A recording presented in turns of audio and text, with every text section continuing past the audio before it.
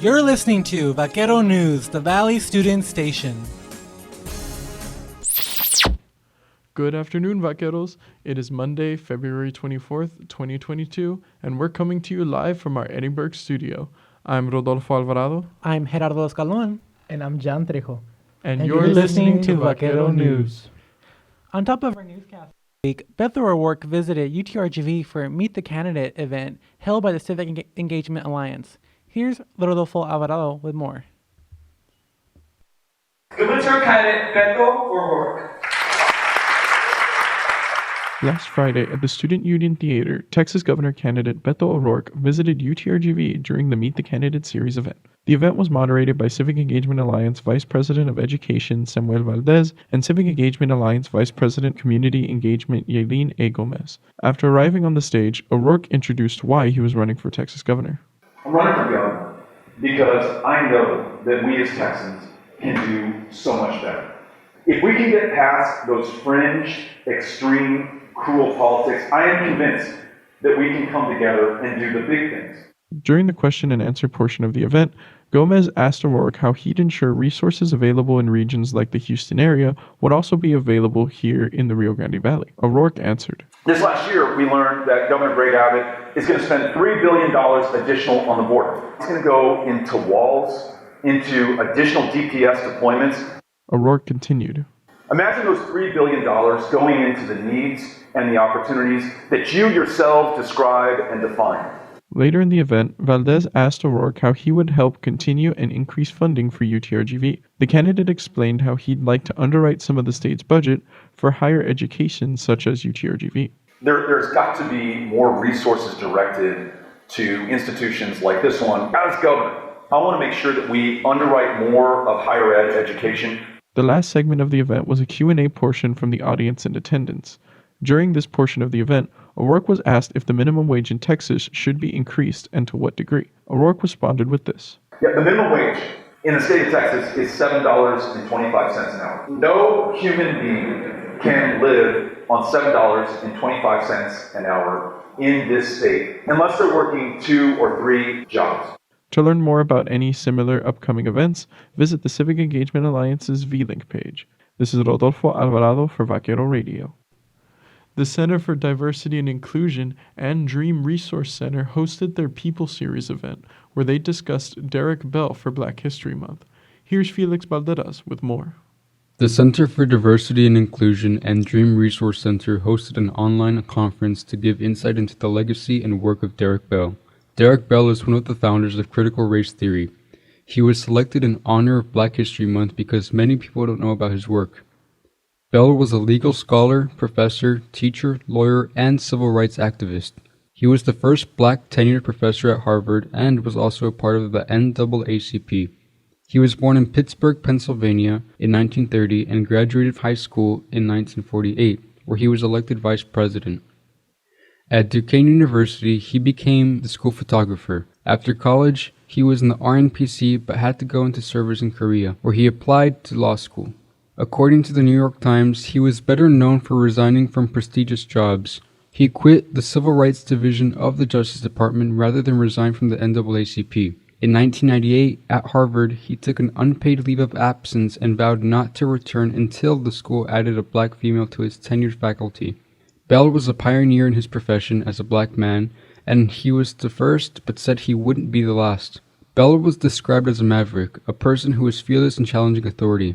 The conference attendees discussed the importance of Derrick Bell's activism, legacy, and work. Derrick Bell's legacy lives on in many ways, including in his book, Race, Racism, and American Law, which today is regarded as the standard textbook in law schools around the country. The People series will discuss bell hooks on March 3rd from 2 p.m. to 3:30 p.m. This is Felix Valderas with Vaquero Radio.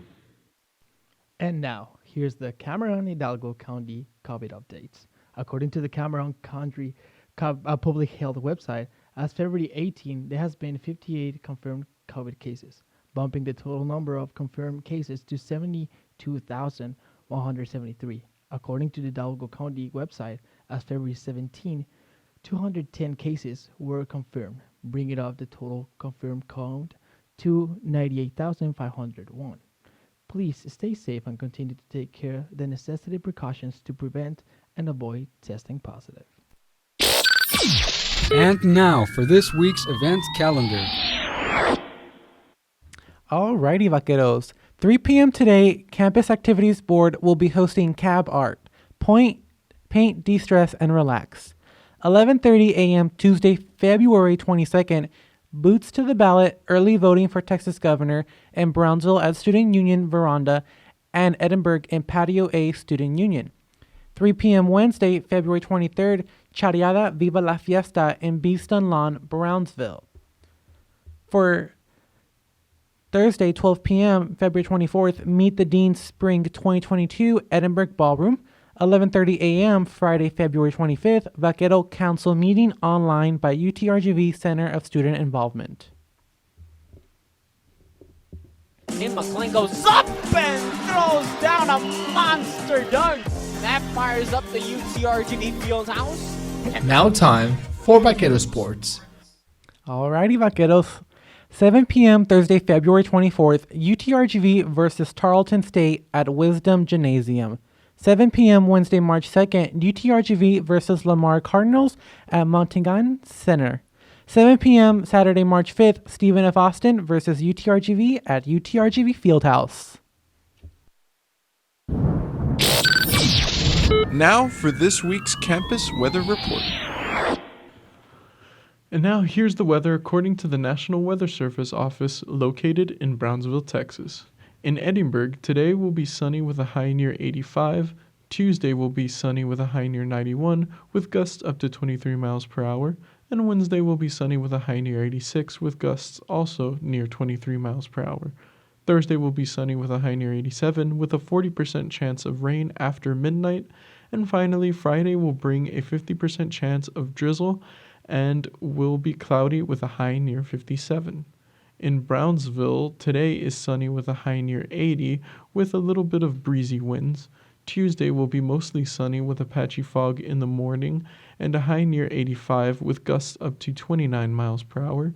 Wednesday will also have some patchy fogs in the morning with a high near 81 in the afternoon with gusts up to 26 miles per hour.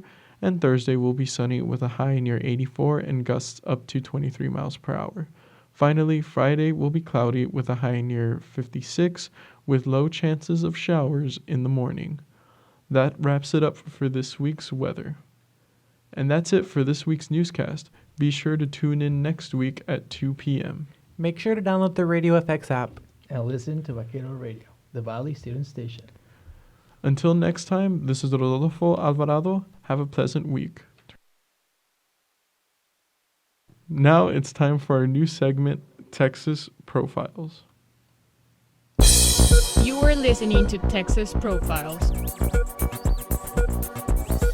Governor Candidate Beto O'Rourke.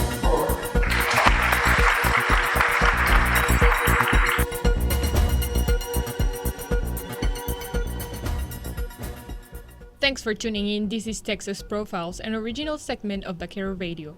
We want our listeners to stay informed about their candidates in this upcoming election and get exclusive interviews with candidates to know them and their proposals. The future of Texas depends on your vote. Last Friday, Vaquero Radio had a chance to interview Beto O'Rourke, one of the Democrat candidates for governor of Texas. In this interview, we get to know more about Beto's music band in college, how he went from music to politics, the reason he wants to be a governor, and his proposals of why we can do so much better as a state. We're really excited to be back in the Valley and really pumped to be going to UTRGV today. I've been there before, a couple times actually, and every time we've had an event there, it's just been very, very positive. So I'm excited for today, and I appreciate you doing this and hopefully helping us to reach some people who might want to join us. Let me start by asking, I know you grew up in El Paso and you went to college in New York City. So what is the best memory you have in college? You know, for me, the education of the city that I was in was almost as important as the education that I got within the classrooms at Columbia. You know, coming from El Paso, which, like McAllen or many of the cities along the border in Texas, is an international city, and there are people not just from Mexico, but from the world over, who have chosen our communities to make their homes. There was something about New York that made me feel at home in that way. It reminded me of El Paso, and yet, New York is 10 times as big as the county that I was from, and it had such an extraordinary energy and life to it. Not just people from all over the world, but I was really into music and rock and roll specifically, and so being able to go to clubs and see shows of the bands and performers and artists that I'd only listened to or read about, and to see them in person and be exposed to that level of talent and creativity was, it made a huge impression on me. And the museums, the nightlife, there's just an energy and an excitement and an electricity that there is in New York, and there is almost nowhere else, at least that I've been to in my travels over the course of my life. So learning from all of those people and all those experiences, as well as what I picked up in the classroom, which was also important, certainly helped shape who I am today, and also ultimately led me to make the decision to come back to Texas. As you mentioned, I'm from El Paso, I'm from the border, and as much as I love New York and as exciting as that experience was, it wasn't home, and I missed the people, my family. In El Paso, we have the mountains and the Chihuahuan Desert. We have Ciudad Juarez, our sister city, and there's something that is really special and magical and unique about that even as cool as New York was, it couldn't really replace. And so I was as happy as I was to have spent the time in New York and to go to school at Columbia, I was even happier to come back to El Paso and really start my life there as an adult. There is no place like Texas. There's no doubt about it. So I saw in a Rolling Stones article that you had a brief career in the music industry during your college years. So the band was called The Foss. Is that right? That's right. We were called Foss. And we, like a lot of young kids back then and today, what was on the radio was fine. What other people were making was good. But we wanted to create something ourselves and tell our own stories, and we ended up doing that. We started a band, we learned our instruments more or less, and we ended up starting a record label and booking a series of tours and putting out music on record, on cassette tape. This is, pre the ability to do this on CD, and certainly there was no digital music yet to speak of. But that also was a wonderful experience and a learning experience, because we traveled so much of the country and Canada as well, playing shows all over the place and listening to the bands that we were opening up for or playing with, and meeting the people of these different communities and beginning to understand, what was exciting in a given place in Alabama or in Calgary, Canada, or in Portland, Oregon, or Chicago, or different cities in Texas that we would go to. And it was just the four of us in the band on the road, and going from town to town, hoping to earn enough to be able to afford to put gas in the tank to get to the next town. And it was a great way to see the country, and a wonderful way to grow and develop, to some degree as an artist, as somebody who was creating music and experiences for other people, but also just to learn from those who were doing the same thing. So very much an important part of my formative years, I guess, as a young man growing up in El Paso. So what instrument did you used to play, or you currently still play?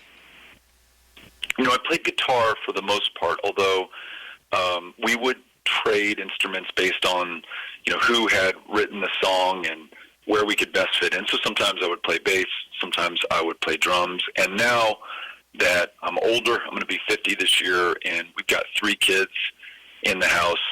Amy and I have a drum kit and a PA and some guitar amps in the basement. And so our kids, primarily our youngest, Henry, they're now the ones composing music and playing and learning. And every now and then I'll get a chance to sit in with Henry and either play drums or guitar with him. Right now, he's teaching me how to play some Metallica and AC/DC and Rush songs that he's been learning. So that's been a lot of fun. That's amazing. We're going to have to invite you at some point for you to come, like, play the drums in our studio or, like, play the guitar. I would love it. I would love it. Henry would love it even more. Well, how did you went from being on a band to being interested in politics and being, involved in the public service in Texas?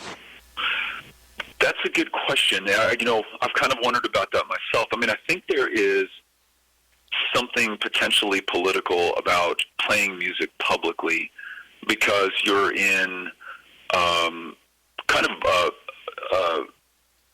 an open public space where you're having dialogue between the band and the audience. And depending on what you're writing songs and singing about, it may involve, the direction that your community is taking or that your country is taking, or it could be personal issues which in themselves are inherently political about your rights and your freedoms and your independence. And so, maybe there's not something so different from traveling in, a station wagon with 3 other guys playing music and telling our stories and connecting with people on the road as there is, traveling with a couple of folks who help me on this campaign now across the state of Texas, going from town to town and sharing what I believe we can do together to make this a much better state for everyone in Texas. And then just as importantly, listening to everyone I meet about what they think we can do or what their stories are or what most excites or concerns them. And so, after playing music and putting out records and doing that, I ended up starting a small business in El Paso that did 2 things. We published essentially a political and an arts and culture newspaper, and then we also did a lot of web development and internet-based software application development for customers essentially in the El Paso, Ciudad Juarez, and greater Southwest. And as I got more civically engaged through business, it became natural for me to think about what more I could do civically and maybe even politically. And so I ran for and won a seat on the El Paso City Council. And then 6 years after that, I did the same thing in the United States Congress. And then 6 years after that, I ended up running for the United States Senate in 2018, where I really first came to visit and spend a lot of time in the Valley, a lot of time in Edinburgh and McAllen and Brownsville and communities that really helped enrich my understanding of the border. Even though I'm from the border, I'm from El Paso, and I understand these binational dynamics, there's something also very special and unique about the relationships here in the RGV. And so that's kind of my trajectory from playing music to being involved in the political life of my community and the political life of my state. Now, Beto, let's talk about politics. So Texans want a candidate that will not only promise, but will also deliver. So in short, why do you want to be a governor? We can do so much better than what we have right now. I don't have to tell you or other people in the Valley that our current governor literally cannot keep the lights on or the power going in the state that represents more energy potential and capacity than any other part of the world. That winter freeze last February, when the lights went out, ended up killing more than 700 people, and most of them froze to death in their homes or died of carbon monoxide poisoning or from fires that got out of control as they tried to warm themselves in their homes or their apartment. We need a governor who's going to be able to keep the lights on and is going to listen to the energy and electricity experts and not be conflicted or corrupted by his donors and top campaign contributors. We need to focus on the affordability of higher education. For every student at UTRGV, how many could not afford to do this, who couldn't work enough jobs, who didn't have enough financial opportunity to be able to afford that education? I want to make sure that higher education, including, importantly, community colleges, which we don't talk about enough, are affordable so every Texan has the skills, the education, the training to compete for any job that they want to pursue. We're not doing that yet in Texas, and we absolutely need to get that done. I want to expand Medicaid, which just means that more people can afford to see a doctor or a mental health care provider. And it ensures that fewer people die of diabetes or hypertension or curable cancers, as we see them doing now along the U.S.-Mexico border and, frankly, throughout the state of Texas. These are the big things, Maria, that we should be able to do that we're not doing today, because we have a governor who's focused on banning the right of women to make their own reproductive health care decisions. And not only has he outlawed abortion, he's made it much harder for women to get cervical cancer screenings or reproductive health care help or to see a doctor at all in a state that leads the developed world in a maternal mortality crisis that has become 3 times as deadly for women of color in this state.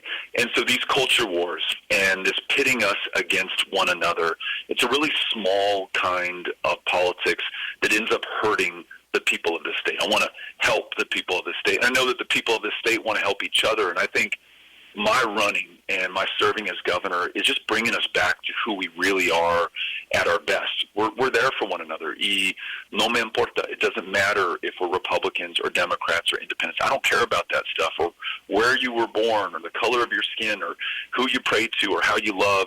You know, those differences may in some way define us personally, and they're not unimportant, but they shouldn't determine our outcome or our opportunity in life. And right now we have a governor who wants to make those determinations based on those differences. And that's not who we are. I mean, look at the Valley. This place is composed of people from throughout the hemisphere, really around the world, and it's so much the richer, the stronger, and the safer for it. I want to be a governor who reflects that and represents that. And so saying this and being here in the Valley is really important in getting this message across about us realizing our potential and our promise. Like you have said during your campaign, Beto, it's going to take all of us, right? That's right. It can't be done by some. We can't wait on the sidelines and hope that someone is going to ride to the rescue. We cannot be spectators. We must be participants and actors and players on the field. We have to be fully engaged. Never has there been a moment that has so tested who we are as Americans, whether it is the right to vote or a woman's right to make her own decision about her own body or her own future, or our ability to decide a far more ambitious, aspirational future for the state, one not based on fear, fear of people coming to get us or fear of this group of Americans versus that group of Americans, but on our shared and common ambitions, the things that we want to achieve together. That is so much more exciting to me in terms of politics and leadership and government than the stuff that we're being sold right now that wants us to be afraid of one another and to not trust each other and to be angry and anxious all the time. I don't want that. I don't want that for my kids. I don't want that for the people of the state, but I can't just not want that. I've got to do something about it, and running or volunteering or donating or just voting, all of those are positive actions that we can take that help us to get to that goal or that destination that we have defined right now. So, Beto, what would be your number one priority as a governor? Let's get back to the big things, the basics that you and I were just talking about. Let's fix the grid so that the lights always stay on. Let's expand Medicaid so folks can see a doctor. Let's make higher education affordable. Let's pay our school teachers more so that they're not working a second or third job. And then let's listen to them about how we deliver the best possible education in our pre-K through 12 classrooms.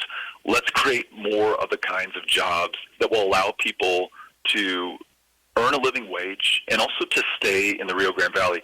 You and I both know people who grow up in communities like ours, whether it's where I'm talking to you from right now in McAllen or my hometown of El Paso, who leave these communities and they go to Dallas and they go to Austin and they go to New York or Chicago, anywhere else but where they are from, because they cannot find the opportunities here. They can't earn enough to afford to live in these communities where they were raised and where they really want to be, and the places where they love and where they are loved.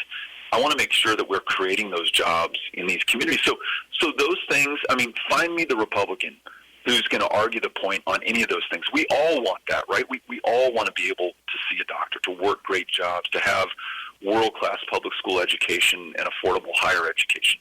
Those are the areas of common ground that we can work together on. And I think right now we cannot be defined by our party or, my way or the highway or any kind of purity test that we apply to anyone else or anything that we're doing. We've got to find how we make agreement and find consensus with others to move forward. And those things, jobs, education, the ability to see a doctor, fixing the grid, there's all the common ground in Texas, in the world. And so that's why, Maria, I feel like it's not just important to campaign on these issues. As governor, it's important to deliver on those issues. And I think it's a very fair expectation to set with the voters of Texas, because when we win and when I serve, there's a good chance I'll be working with a Republican legislature. And I don't want to promise you the moon. I want to share with you what it is I think we can realistically do, the most ambitious but achievable agenda that the state has seen. That's what we're talking about right now. So you mentioned on Twitter yesterday that we have, quote-unquote, 66% of teachers that say they are considering leaving their profession. So how do you plan to improve the education system and to ensure that all students in Texas will receive a first-class education? So the Texas teacher on average is underpaid by about $10,000 against what the national teacher on average is paid. And that disparity grows in some parts of the state. Some parts of the state you may be $18,000 down from the national average. And so when I mention teachers working a second or third job, that's not just anecdotal. It's about half of all teachers and educators in the state of Texas find themselves in that position. Money will not solve everything, that's for sure. But when you're paid enough to just have that one job and certainly shown the respect that you deserve, that you have earned, I think you as an educator are better able to focus on that child in front of you. And then if we have an agreement where we are going to continue to invest in you as an educator, as you continue to make the improvements for yourself and those students in front of you, investing in even more learning and improving and mentoring, we're going to get better outcomes both for that educator and for those kids in those schools. Right now, Maria, 7 out of 10 fourth graders in the state of Texas are not able to read at grade level. And I fear that number is probably much worse after 2 years of the pandemic and a lot of online and virtual learning over Zoom. We have a lot of ground to make up, and we can invest in all the technology and school buildings and all that jazz in the world, and those things are not unimportant, but the single greatest investment we can make is in the human capital in those classrooms. And so that's where I want to focus both our resources, our systems of accountability, our creativity and our imagination, and our willingness to take risks to get better and better and better. That's really exciting to me. And if we do that, and if we, as I mentioned earlier, if we continue those investments and that focus even beyond the 12th grade into community college or a traditional 4-year university or training or certification programs to become an electrician, for example, or a welder. These are high demand, high value, high skill, high wage jobs, and we've got to make it easier for Texans to qualify for them. If we do that, we are going to be in such a better position as a state. So there's a lot for us to do, but it's exciting to me because I think the people of Texas want us to do that work. So, Beto, there's no doubt that we need additional resources, but where will these resources come from? It's all about priorities and the decisions that we make. Our current governor, Greg Abbott, has deployed $3 billion to the border. Now, as a border resident, that number and that destination sound wonderful to me, right? That must mean that he's going to invest in better roads, broadband internet, our schools, the things that we need, right? But instead of doing any of that, he's put that into walls. He's put that into sending more DPS troopers to the valley. I bet you know this, but tickets written by state troopers for local residents of border communities have gone up over 1,000% from just a couple of years ago, as you have so many state troopers down here. He's activated 10,000 members of the National Guard who've been deployed to the border, and unfortunately, 6 of those Guard members have died, none of them killed by an undocumented immigrant, but 4 of them having taken their own lives and 2 more having died in accidents, completely unnecessary and not the best use of our state resources. What if you put that $3 billion into schools and to public education and to higher education? What if you made some smart decisions like legalize marijuana and spend about $500 million less on enforcement, interdiction, and incarceration, and invest that in public schools, and then have another $500 million that you make off tax revenue from marijuana and put that into schools again? That we have the resources. We're the 9th largest economy on the planet here in Texas. We just have to decide that we're going to prioritize the things that really matter and make us even stronger and more likely to be the 8th or the 7th or the 6th or the 5th largest economy on the planet. Really, no state is in a better position to succeed than ours, but we need leadership that reflects that. So more attention has been paid in the southern border in recent years, Beto. Some call it the border crisis. What do you see is happening at the border? What evidence would you point in order to justify your assessment? Well, look, you understand the border because you live here. I understand the border because I live here. Let's start listening to the people of the border when we come up with solutions for what's happening on the border.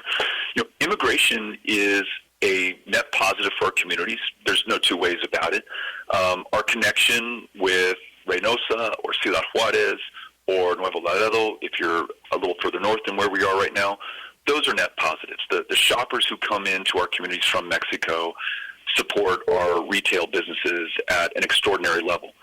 But those relationships are not without complication. When you have people who are trafficking illegal drugs or trafficking in human beings and smuggling, kids and adults for that matter, that's a real challenge, and we've got to take it seriously. But we can meet that challenge with, walls and military force and the kind of things that actually cost us to spend a lot of money but don't bring a lot of benefit. Or we can listen to the people of the border who say, you know what, if we were to rewrite our immigration laws so that we made it easier for people who want to come here to work to do that and then return to their home countries, if we made it easier for families to reunite, if we thought about all of those DACA beneficiaries, these dreamers who really should be U.S. citizens right now because they're contributing far more to our success than they'll ever take away from this country. If we do these things, not only will we become a richer, more successful state, we'll also be a lot safer because we can now focus law enforcement on the real problems and challenges we have, like human and drug trafficking that we see all too often in our communities. So let's have a border-focused approach that originates on the border. And as somebody who comes from the border, when I'm governor, you can better believe that I will be listening to the people of these communities as we craft our solutions. So lastly, what is the best advice you would give to college students? Listen, I never heard a message like this when I was growing up in El Paso. But these communities of the valley, of the border, like mine and like yours, are not just special to us. They are critically important to the success of this country. This is where so much of the economic development and growth is coming from in Texas and frankly for the country. This is where the best ideas, some of the best artists and musicians and writers and thinkers and academics and the people who are charting the future of this world are coming from right now. We have to reflect that pride that is representative of our accomplishments as well as our potential in what we do. Because if we fail to do that, we'll never realize our promise within these communities, and we will have to deal with those who impose solutions on us, who see us as more of a threat than an opportunity. more of a problem than something that should be celebrated. And I want to make sure that we overcome those challenges. And no one's going to do it for us, right? It's got to be us. And so for everyone, for example, at UTRGV right now, whatever is in your future and wherever that is, I hope that ultimately your destiny is here, and the great things that you're going to create or produce or enhance or to help make happen ultimately are going to be found in the very communities that invested in your success and your opportunity. And so we all have pride in where we're from. Let's keep that, stoke that, share that with the rest of the world, and it will be good for us, and it will be good for those who will no longer see us as a threat, but instead something that is inspiring and perhaps even an example to follow. This has been Vaquero Radio News.